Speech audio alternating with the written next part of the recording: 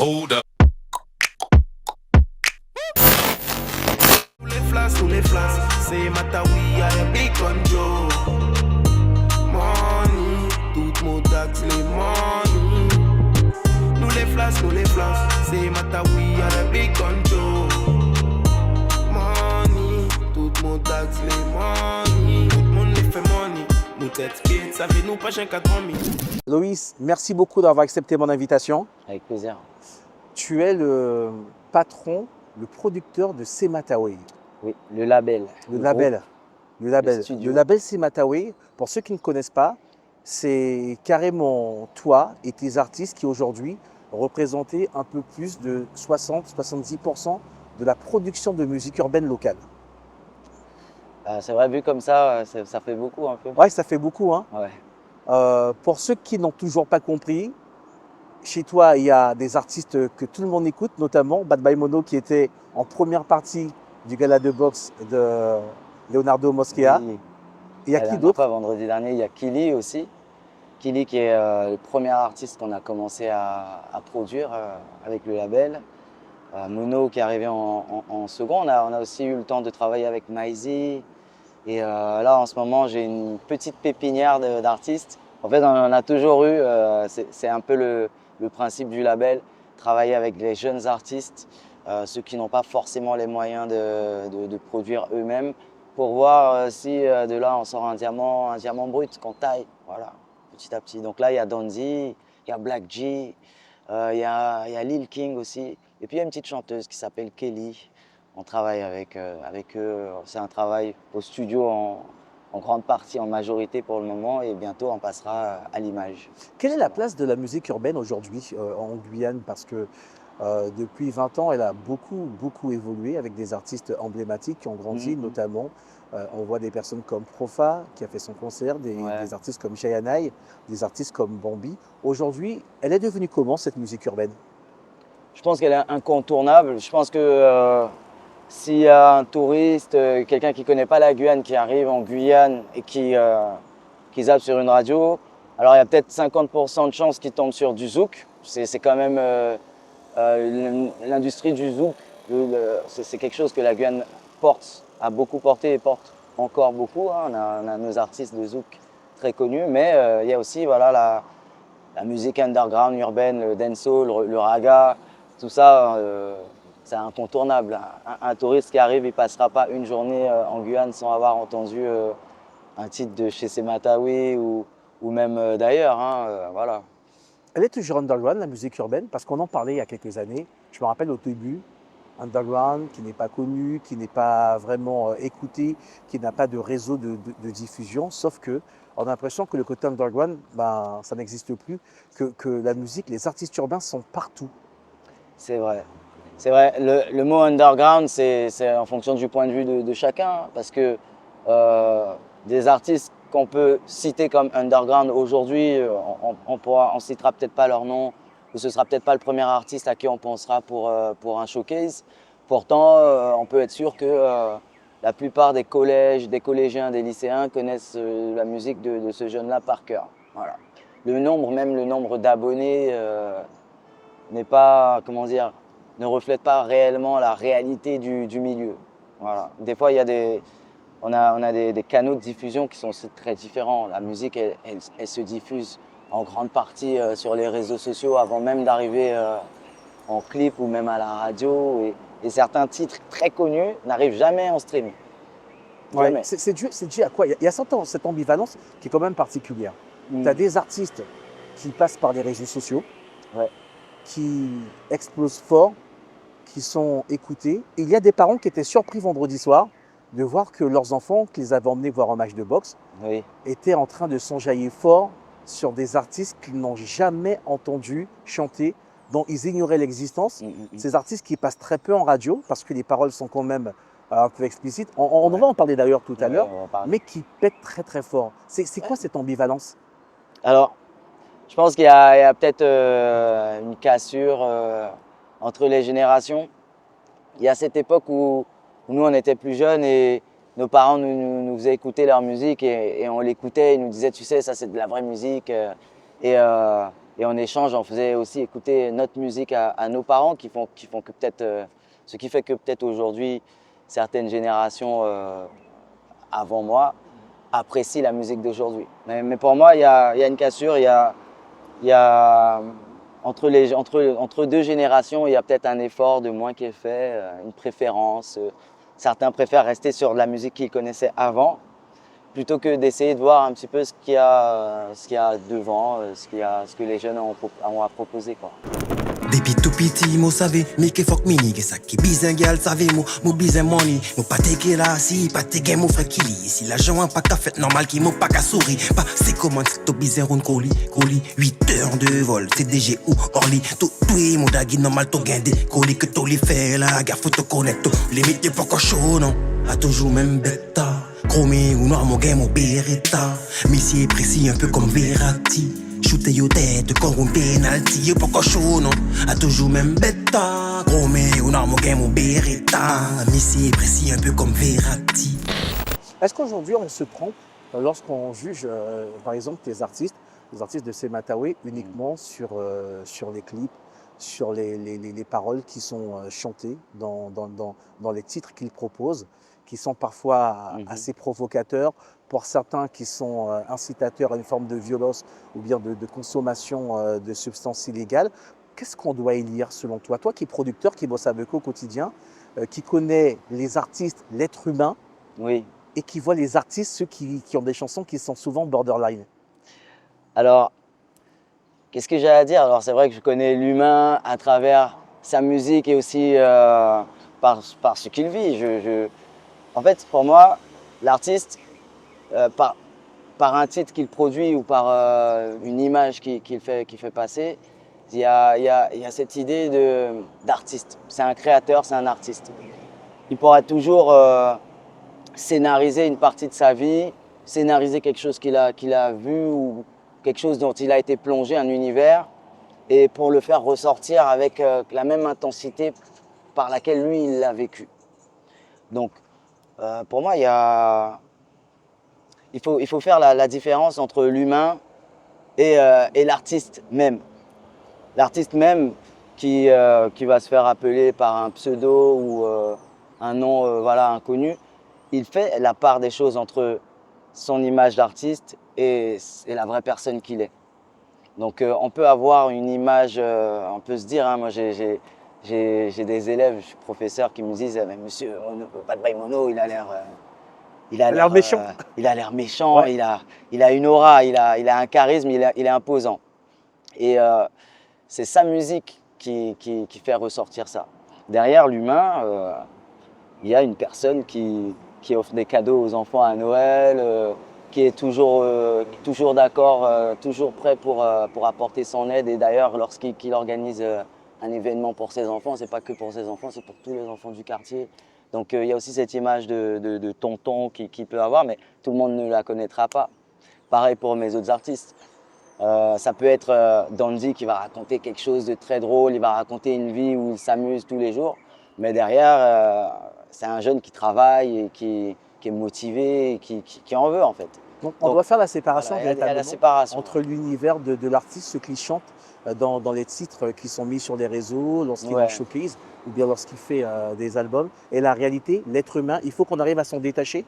Oui, il faut arriver à se détacher de ça. C'est comme un réalisateur de film ou même un écrivain. On a Stephen King, il a écrit des livres. Ce sont des livres qui font peur. On se demande, mais d'où ça peut sortir? De quel esprit torturé est-ce qu'on peut sortir des histoires aussi horribles? Et pourtant, ça reste un écrivain et les histoires restent des histoires. La musique reste un art. Bien sûr, elle peut porter des idées, elle peut porter des opinions, comme les livres, comme les films d'ailleurs. Mais ça reste une manière imagée, artistique, je dirais imaginaire même, de retranscrire une opinion, un message, quelque chose que l'artiste même a vécu. Donc voilà. Qu'est-ce que ces chansons racontent de notre société? Parce que, mine de rien, quand on prend le temps d'écouter les paroles, ça parle aussi de l'évolution de la société guyanaise, avec le phénomène des mules, avec la paupérisation de la société guyanaise, où ça devient compliqué pour tout le monde de vivre, de manger au quotidien, les jeunes qui ont de plus en plus de mal à trouver du travail et toutes les problématiques qu'une jeunesse qui devient adulte peut rencontrer. Est-ce que ça raconte également une partie de l'histoire de la société que certains n'ont pas envie de voir? Alors, effectivement, tu as mis le doigt là-dessus. En fait, c'est une conversation que j'avais hier. J'étais au concours inter-lycée, les pom-pom. J'ai eu cette conversation avec un senior, hein, je l'appellerai comme ça parce que je pense qu'il s'appelle Joël, oui. Et en fait, ce que je lui expliquais, c'est il y a une colère. Il y a une colère qui est sous-jacente dans notre peuple, on le sait. On est un peuple en colère. Ok? Donc, de génération en génération, cette colère, elle se fait ressentir à différents niveaux. Et les jeunes, ils la ressentent, hein, cette colère. Même un jeune qui n'est pas politisé, qui ne sait pas vraiment ce qui va lui arriver plus tard lorsqu'il sera adulte, il ressent qu'il y a comment dire, un manque, qu'il y a un oubli, qu'il y a qu'il est laissé pour compte. Il ressent qu'il y a une colère et même, je dirais peut-être, ça peut être contre l'État ou contre le monde entier, hein, mais le fait de savoir que concrètement, son peuple, le peuple guyanais même, qu'on est, peine à avancer parce qu'il a des blocages et que ces blocages ne sont pas dus à lui-même mais à d'autres, eh bien, je pense qu'il y a de quoi mettre en colère. Moi, je suis au courant un petit Tu peu ressens de la ce qui se colère passe. Oui, lorsque tu parles avec… parce que ce ne sont pas des artistes qui sont forcément en colère. Ce sont parfois les amis, les gens qui côtoient ces artistes. Et eux, ils viennent en studio avec plein de récits qu'ils décident de mettre sur des chansons. Il y a une vraie colère que nous sous-estimons d'une partie de la population. Il y a une vraie colère. Ce qui ressort lorsque les jeunes… alors même au niveau associatif, je fais des ateliers de musique qui consistent à permettre aux jeunes de s'exprimer réellement d'exprimer ses émotions simplement avec des mots bien choisis. Et 90% du temps, il y a de la tristesse, de la peine et de la colère. Donc la colère, elle se transforme en de l'autodéfense. Voilà, si quelqu'un vient me chercher, je vais pas me laisser faire, effectivement. Mais quand ils parlent de pistolet, justement, qu'ils sortent, qu'ils ne vont pas hésiter à tirer sur la personne, ou ils parlent de trafic de drogue pour avoir de l'argent, c'est contrebalancé aussi par le fait qu'ils disent, bah oui, mais c'est pour mettre la maman à l'abri. Ouais. Non, je ne dirais pas que c'est pour contrebalancer ou quoi. Il y a les deux idées, mettre sa famille à l'abri et le fait d'être dans un marché noir illicite, explicite. Nous, on a grandi avec des films de cow-boys, western, voilà. Il y avait des fusils, ça se tirait dessus, mais ça ne s'est pas arrêté, hein. C'est toujours la même chose. Et ça s'est allé en s'intensifiant. Donc, tu es baigné dans un univers cinématographique, artistique, qui est rempli d'armes à feu et de morts et de gens qui se tuent. Ça devient, comment dire, c'est banalisé, même dans tous les films. Ça dérange les références quand elles sont chez toi, quand ce sont tes jeunes qui racontent ça, ça peut gêner? Pardon? Ça peut gêner ça, quand pour les autres qui écoutent les titres, les références finalement ce sont des jeunes du pays qui commencent à les sortir, quand c'est loin, ça vient des États-Unis, ça vient de Jamaïque. On n'est pas gêné par ça, mais quand c'est chez nous, ça commence à déranger? Pourquoi? Parce qu'on comprend réellement, on comprend les paroles et on se pose la question, mais pourquoi? On se demande pourquoi, où est-on, comment est-ce qu'on a fait pour arriver au point où un jeune peut se dire que il peut retirer la vie de quelqu'un d'autre sans se poser de questions. C'est parce qu'à un moment, on arrive à un stade où la colère, si on ne sait même pas vers quoi la diriger, eh bien au final, elle finit par exploser d'elle-même sur n'importe quel sujet. Donc un sujet choisi ou un autre, voilà. Mais pour moi, c'est une colère de base qui nourrit, voilà, qui est nourrie même par, enfin, je dirais pas par, si c'est par la société, hein, en général, hein. C'est la société. Après, c'est les parents aussi, comment ils éduquent leurs enfants, est-ce qu'ils les laissent face à ce genre d'images, voilà, qui sont clairement pas de leur âge. Donc, quand on jouait, on pouvait jouer à un jeu vidéo, on pouvait jouer à GTA. C'est de responsabilité, quoi. Oui, tout le monde doit prendre ses responsabilités. Il y a des jeux vidéo comme GTA ou Fortnite, même Call of Duty, des jeux que tous les gamins connaissent aujourd'hui, ça se tire dessus. Et ça se tire dessus sans réfléchir. il faut absolument éliminer l'autre sans même ressentir de violence, ni même se poser de questions. Donc, on arrive à un stade où, quand le jeune il a envie de dire quelque chose, forcément, il sort quelque chose qu'il connaît déjà. Voilà, il sort quelque chose qu'il connaît, une émotion qu'il a vécue, que ce soit fictif ou réel. C'est quelque chose qu'il sait qu'il peut ressentir et il ressent cette colère, cette violence, cette envie d'être violent. Et pourquoi, on ne sait pas. Au fond, mon tête gagne ici. Y'a bilan tout long, donc m'oblige veski. La neige a chapé dit Cayenne. J'ai tapé de moyen pour nous faire l'argent vite. Moi, tous les jours, je vestis. Yo les 10, yo qu'a fumé trop shit. Chaque laine, nous, moi, c'est toujours trafic. Madame, c'est messieurs, mais la vie à autiste. Nous, c'est bang bang, là, ni mon à terre. Yo a dans business, yo toujours à perte. Minimum 5 chiffres pour nous faire affaire. Yo ni flingue, mais yo pas à faire la jet. Bilan qu'a mené en quai. Tau, 2 balles dans la tête. Si yo fin, on va me donner ça qui est fini. Drôle, moi, sorry pour yo madame. Il y a la partie image de ceux qui chantent. Oui. Moi, je trouve qu'on vit une époque extraordinaire où on a énormément de jeunes réalisateurs de clips talentueux qui n'ont pas fait les écoles, qui ont juste une grosse envie et qui montrent des choses sans filtre. Toi, en tant que producteur, quand tu dois clipper le titre d'un de tes artistes et qu'il te dit « je vais aller dans cette direction », il y aura des armes, il y aura des références à la consommation de drogue, au trafic de drogue. Est-ce que toi, tu réfléchis? Est-ce que toi, tu te dis « bon, il faudra quand même que je puisse vendre ça ». Si, bien sûr. Alors, les artistes, ils sont conscients que lorsqu'il y a des armes à feu ou même des boissons ou que ce soit de la drogue ou quoi, même si en général, il n'y a pas ça dans les clips, ils savent très bien que ce ne sera pas vendable. Moi, en tant que producteur… Tu es clair avec eux dessus? Oui, je suis clair. Donc, ils font des choix. Il y a des titres sur lesquels on fait l'effort d'une direction artistique. Et il y a des clips que j'appellerais ça des clips street credibility. Voilà, l'artiste ne fait pas forcément de la musique pour le grand public. Il va faire de la musique pour sa fanbase, pour une certaine population qui l'écoute. Donc il sait que son clip, dans tous les cas, ça va streamer, ça va passer sur YouTube, ça son problème.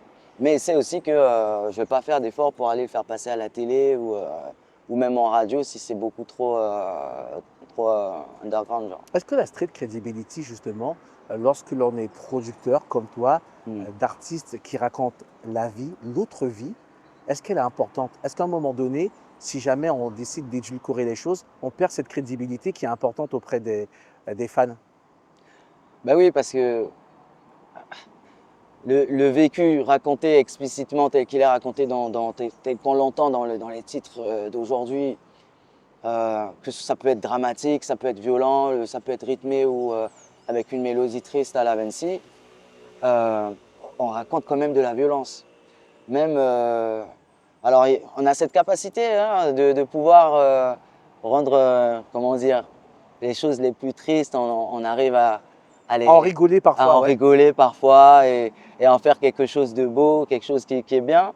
Mais la plupart du temps,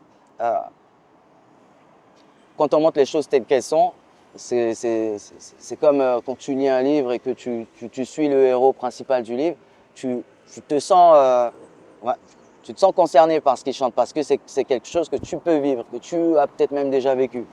Et on ne se rend pas compte à quel point il y a beaucoup de monde ici là, qui vivent des choses dramatiques. Il se passe quoi? On ferme les yeux dessus, on tourne la tête pour ne pas voir, ou bien c'est parce qu'aujourd'hui il y a une espèce de segmentation de la Guyane. Il y a une Guyane qui vit plus ou moins bien et une autre Guyane dont on ignore vraiment les galères, les souffrances. Je pense qu'il y a ça un peu partout, peut-être dans chaque pays, il doit y avoir cette cassure-là, mais on a une grande partie de la population en Guyane qui est démunie et qui est sans solution. Il n'y a clairement pas de solution. La seule solution que les jeunes démunis peuvent avoir, c'est la débrouillardise. La débrouillardise, faire ce qu'on peut pour avancer. Donc, certaines, tu me parlais du sujet des mules ou quoi. Moi, je donne des ateliers au centre pénitentiaire, arts plastiques et slam d'ailleurs, et je rencontre des jeunes qui ouais, qui se sont fait avoir par, comment dire, Le fait d'avoir une vie un peu plus cool, oui, le fait, c'est pas juste la pâte du gain en fait. c'est pas la patte du gain, en fait, c'est le fait de pouvoir se rendre la vie plus facile. Une proposition simple de prime abord, un travail simple de prime abord qui te permettra d'avancer, de régler des problèmes, de mettre ta famille à l'abri pendant un certain temps ou peut-être même de créer les bases d'une affaire que tu aimerais monter. La plupart de nos jeunes, ils sont entrepreneurs. Ce sont des personnes qui ont envie de se lancer dans des business, de faire quelque chose d'important.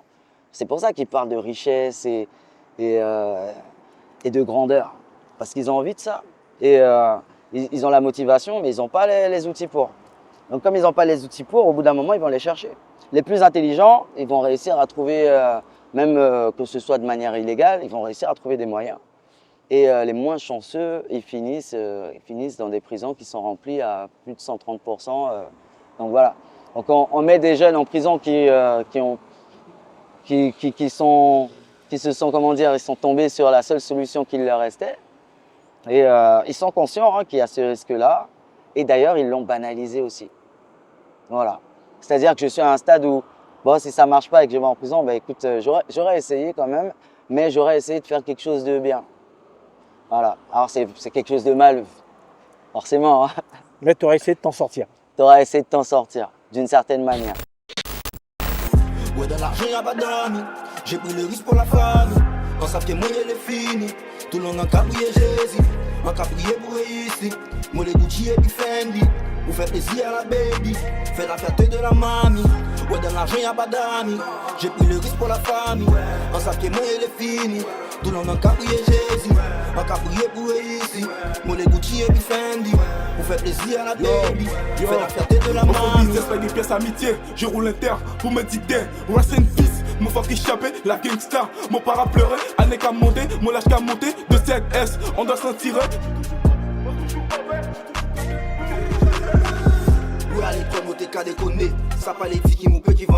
Pour certains, ce sont des paroles sales qu'on ne peut pas diffuser sur les radios, qu'on ne peut pas diffuser en soirée, qu'on ne peut pas inviter pour faire des podiums, on ne peut pas, bien évidemment, encore moins se faire de concerts de ces artistes. Tu leur dis quoi? Tu leur dis quoi lorsqu'ils viennent te voir avec un projet? Les artistes qui ont des paroles trop... Alors, si je suis l'artiste qui doit produire, enfin si je suis le producteur qui doit produire l'artiste en question... Lorsqu'ils viennent chez Semataway en se disant, ben voilà, moi j'ai vu ce que tu fais avec les autres, je veux que tu fasses pareil pour moi. Alors, le travail de producteur, c'est d'abord de croire en l'artiste sur lequel il investit et aussi d'essayer le moins possible de transformer sa musique. On fait en sorte que voilà, s'il y a des tournures de phrases qui sont meilleures ou même au niveau de la DA, si je suis au studio, je peux apporter mon avis. Mais une fois que j'ai indiqué à l'artiste que ses paroles elles sont sales ou que moi je peux pas cautionner ce genre de paroles au niveau de la production ou de l'édition même du titre, la distribution du titre, l'artiste il est comment dire, il est responsable de son titre. Hein. Ouais. Voilà, il est responsable de son titre. Le producteur n'est pas tenu de produire chacun des titres de l'artiste. L'artiste peut aussi indépendamment se dire, Faire tiens, de son côté. Je veux clipper ce son-là, même si j'ai dit que du sale, je veux le clipper voilà, je mets mes moyens, je mets tout ce qu'il faut et il le fait de son côté sans problème. Voilà. Donc moi, je vais pas casser mon contrat avec l'artiste parce qu'il a chanté un titre explicite ou quoi, non, non.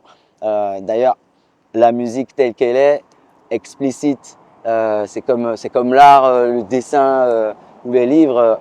Moi, je les aime comme ça.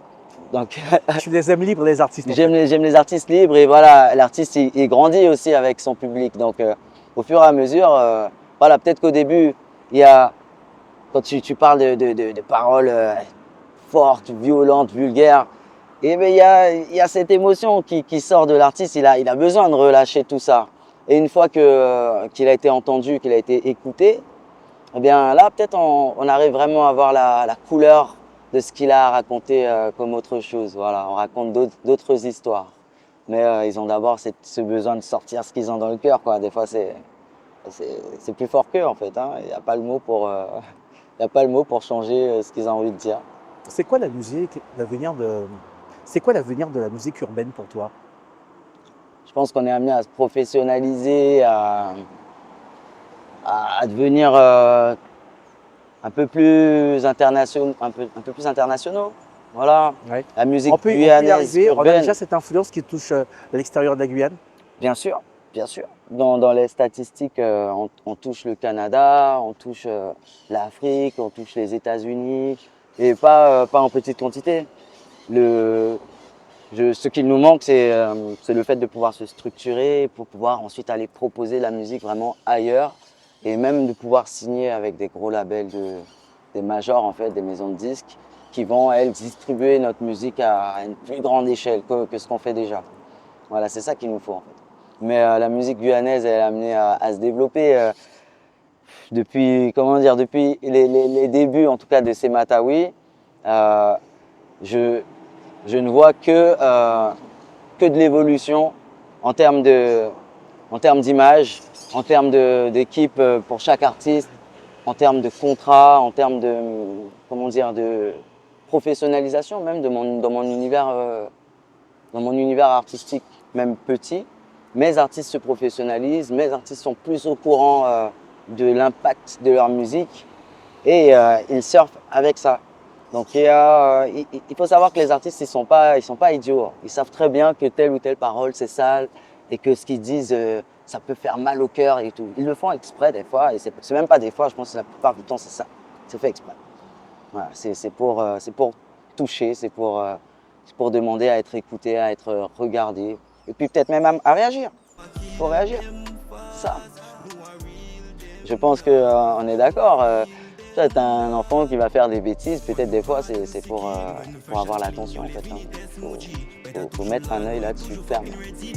Faut pas, fais mon gun obligé ready pour des bad sons qui sortent, c'est Matawi. Évidemment, moi toujours gagne mon flingue possible. Il y a des bad sons qui sortent, c'est Matawi. Évidemment, moi toujours gagne mon flingue possible.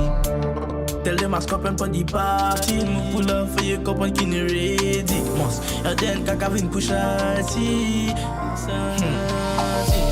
Tell them I scope and put the party.